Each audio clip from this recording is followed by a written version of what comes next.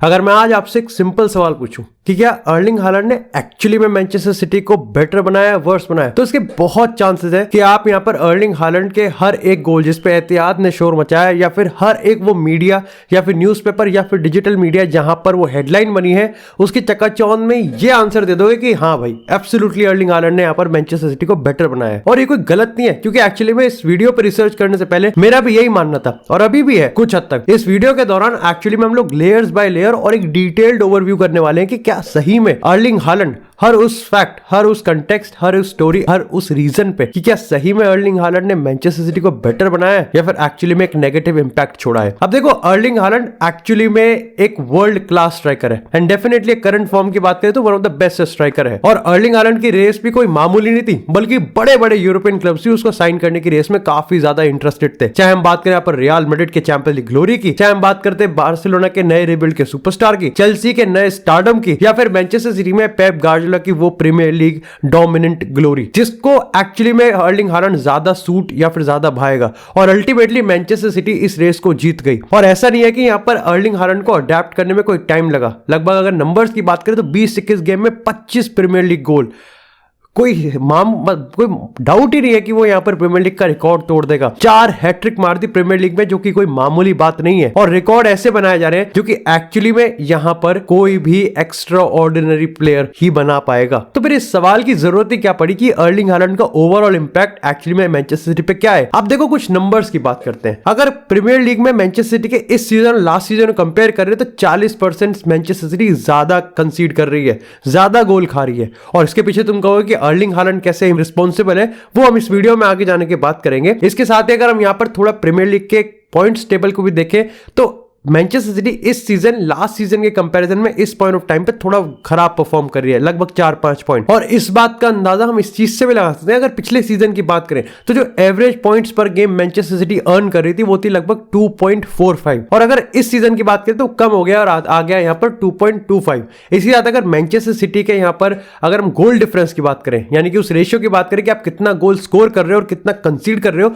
तो वो पिछले सीजन यहाँ पर +1.85 था, वो घटकर यहाँ पर अब हो चुका है +1.29। तो ये तो डेफिनेटली श्योर है कि मैनचेस्टर सिटी चाहे अर्लिंग हालैंड के डायरेक्टली इनडायरेक्टली ना हो या फिर एक्चुअली में है, इससे फर्क नहीं पड़ता, लेकिन कहीं ना कहीं पिछले सीजन से गंदा परफॉर्म कर रही है। And definitely when you are the biggest superstar in your team, उंगलियां आप पे खड़ी होती हैं। लेकिन अब देखो, ये बात तो कंफर्म है कि स्टाइल ऑफ प्ले में तो चेंज हुआ है, खेलने का तरीका चेंज किया गया है। अब चाहे पेप गार्डियोला इस चीज को माने या ना माने, चाहे वो प्रेस कॉन्फ्रेंस में इस चीज को घुमा के कहे या फिर डायरेक्टली कहे, लेकिन मैनचेस्टर सिटी को अडेप्ट करना पड़ा है अर्लिंग हालैंड के हिसाब से, ना कि हालैंड को सिटी के हिसाब से। अब ये पिक्चर देखो, ये पिक्चर पिछले सीजन की है जहां पर मैनचेस्टर सिटी के स्ट्राइकर्स एक्चुअली में बॉल को रिसीव कर रहे थे। और अगर इस पिक्चर की बात करें तो ये वो एरिया है जहां पर अर्लिंग हालैंड इस सीजन बॉल को रिसीव कर रहे हैं। और जो इतना बड़ा डिफरेंस है वो एक्चुअली में स्टाइल ऑफ प्ले की वजह से है। जब पिछले सीजन और पिछले से पिछले सीजन की बात करें तो लगभग 2-3 सीजन मैनचेस्टर सिटी एक फॉल्स 9 के कांसेप्ट पे चल रही थी, जिसको बहुत प्लेयर्स ने प्ले किया, चाहे हम रहीम स्टर्लिंग की बात करें, जैक ग्रिलिश की बात करें, Phil Foden, Bernardo Silva, Kevin De ब्रुयने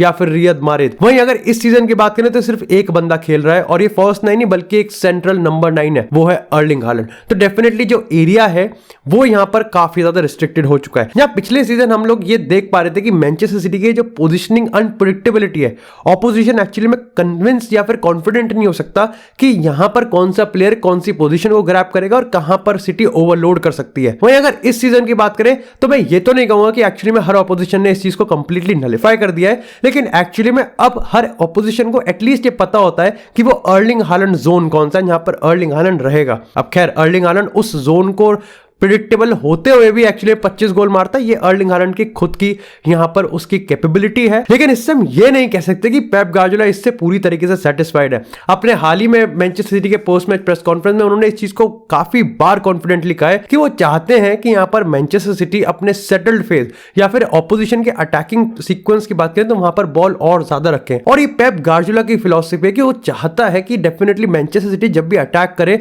तो बॉल यहां पर काफी टाइम तक सिटी के पास रहे, स्लोली किल, ना कि यहाँ पर काउंटर अटैक। लेकिन इस पूरे सीजन हमने तमाम ऐसे सीक्वेंस देखे हैं जहां पर अर्लिंग हालैंड ने एक ऐसा ट्रिगर कराया कि ज्यादा पासेस नहीं बल्कि पासेस की वैल्यू और इंक्रीजिंग नंबर कम किया जाए और यहां पर गोल मारने का जो थ्रेट है उसको बढ़ाया जाए। जहां पर पहले 5 पासेस में एक मैनचेस्टर सिटी शॉट लेती थी, वहीं अर्लिंग हालैंड के आने की वजह से ये शॉट हो चुका है, बढ़ चुका है, बल्कि पासिंग जो कि एक शॉट को लीड करता है वो 5 से लगभग 2 या 3 हो गया होगा। अब इसका मतलब ये भी नहीं है कि पेप गार्डियोला ने इसके रिगार्डिंग कुछ किया नहीं है, बल्कि एक्चुअली में अगर मैं बात कहूं तो अर्लिंग हालैंड के इंट्रोडक्शन से या फिर अर्लिंग हालैंड के आने की वजह से जो सबसे ज्यादा फायदा हुआ है ना, वो जैक ग्रिलिश का हुआ है और होना भी चाहिए, क्योंकि जैक ग्रिलिश की सही में जरूरत भी है। एक्चुअली में अर्लिंग हालैंड के जो एक सेटल्ड फेज है या फिर एक नया स्टाइल ऑफ प्ले सिटी को अडैप्ट करना पड़ रहा है, ऐसे में जैक ग्रिलिश एक ऐसा प्लेयर है इसके पास वो कैपेबिलिटी है कि वो बॉल को विड्थ पे होल्ड कर सके, विंग पे होल्ड कर सके, फाउल ले सके और एक्चुअली में गेम के टेम्पो को किल कर सके। एक्चुअली में यस, पेप गार्डियोला चाहता है कि उसकी टीम एक्चुअली में मोमेंटम पे नहीं बल्कि अपने सेट ऑफ मोमेंटम पे खेले, बहुत फास्ट पेस नहीं बल्कि स्लो पेस पे टेक्निकल और एक परफेक्ट गोल क्रिएट करके दे, ना कि हुक और क्रुक वाला गोल उनको चाहिए। और ऐसे में हालैंड को इस अडेप्ट पे थोड़ा सा काइंड ऑफ मुश्किल है। खैर, इसके साथ अगर एक और प्लेयर की बात करें इसकी सबसे ज्यादा वैल्यू बढ़ी है, वो है इल्काई गुंडोगन। अब गुंडोगन के जो नेचुरल इंस्टिंक्ट है और उसके जो पेनल्टी बॉक्स पेनिट्रेशन की पावर है वो एक्चुअली में अर्लिंग हालैंड को कॉम्प्लीमेंट करती है और इसकी जरूरत भी है, क्योंकि अर्लिंग हालैंड को एक्चुअली में एक सेट ऑफ प्लेयर की जरूरत भी है, चाहे वो गुंडोगन हो, चाहे वो बर्नार्डो सिल्वा हो या फिर एट टाइम्स यूलियन अल्वारेज भी हो, जो कि अर्लिंग हालैंड के पीछे या फिर उसके साथ खेल सकता है। लेकिन पेप गार्डियोला के सारे स्टेप्स एक्चुअली प्रोडक्टिव हुए हैं। खैर, ये अपने आप में काफी ज्यादा सब्जेक्टिव है, क्योंकि अगर हम इस पिक्चर की बात करें तो ये पासिंग सीक्वेंस है पिछले सीजन का, जहां पर आप देख सकते हैं पूरी तरीके से सिमेट्रिक है और प्री प्लान्ड है। वहीं अगर इस पासिंग सीक्वेंस की बात करें तो इस सीजन के अब तक की है, जहां पर एक्चुअली में है तो ये अभी भी डेंस और कॉम्पैक्ट, लेकिन काफी ज्यादा रैंडमाइज है और एसिमेट्रिक भी है। और वहीं पर ही मैंने तुमको शुरुआत में एपिसोड में बताया था कि एक्चुअली में सिटी इस बार 40%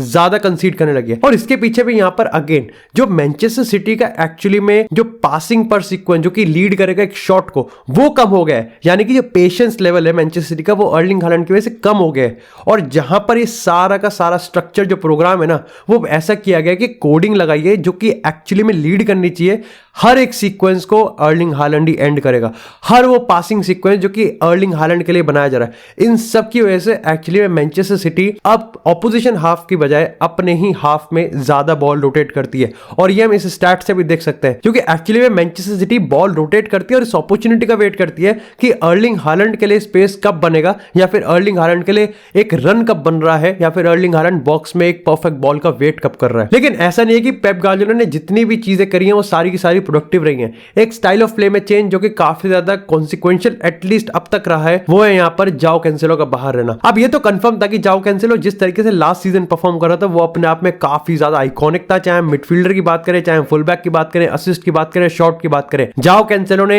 as undisputed one of the best left back अपनी पोजीशन क्लेम कर रखी थी। लेकिन एक्चुअली में जिस तरीके से 40% ज्यादा गोल कंसीड कर रही थी, ट्रांजिशन रन में जिस तरीके से मैनचेस्टर सिटी आए दिन कहीं ना कहीं खुल रही थी, उस चीज पे बैंडेज लगाने के लिए यहां पर सिर्फ एक ही रास्ता था पेप के पास, वो था जाओ कैंसेलो को बाहर करना। और तभी हमने देखा कि लुइस की बात करें या फिर नेथन आके की बात करें, इनको ज्यादा लगाया गया क्योंकि नेथन आके एक्चुअली में काफी डिफेंसिव फुल बैक है। एंड अगेन ये एक्चुअली में थोड़ा सा कॉन्सिक्वेंशियल हो गया, क्योंकि यहां पर अब अगर हम किसी भी विंगर की बात करें ना तो वो एक काफी 1v1 या फिर कभी कभार ऑपोजिशन की 2v1 सिचुएशन में क्रिएट हो जाता है, क्योंकि डिफेंसिव फुल बैक एक्चुअली में अब हेल्प नहीं कर सकता एक ओवरलोड की। और अगर हम हालैंड की बात करें तो वो सेंट्रल पोजीशन होल्ड करेगा, जो कि अगेन काफी ज्यादा प्रॉब्लमैटिक हो सकता है, जहां पहले सिटी काफी ज्यादा फ्लेक्सिबल थी। तो अभी तक के अगर हम सारे स्टैट्स, कंटेक्स्ट और रीजन की बात करें तो हमको ये तो डेफिनेटली कंफर्म है कि हाँ, ओवरऑल इंपैक्ट जो है अर्लिंग हालैंड का वो कुछ नेगेटिव भी है तो कुछ पॉजिटिव भी है। लेकिन डेफिनेटली हमको ये चीज जरूर मेंशन करनी चाहिए कि पेप गार्डियोला की इस पूरी मैनचेस्टर सिटी में हर एक चीज हालैंड से अटैच नहीं है,